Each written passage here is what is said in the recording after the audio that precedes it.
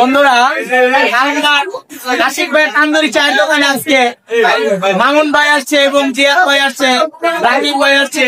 তাদের জন্য আজকে কামরাঙ্গীরচরের খাবারটা পুরো আলোকিত হয়ে গিয়েছে।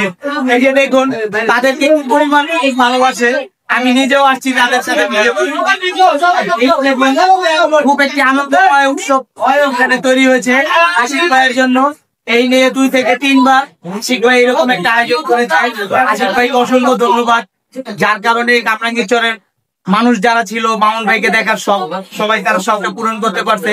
আশিক ভাইকে অসংখ্য ধন্যবাদ ভাই, আপনি এরকম কার্যক্রম চালিয়ে যাবেন, আমরা পাশে আছি।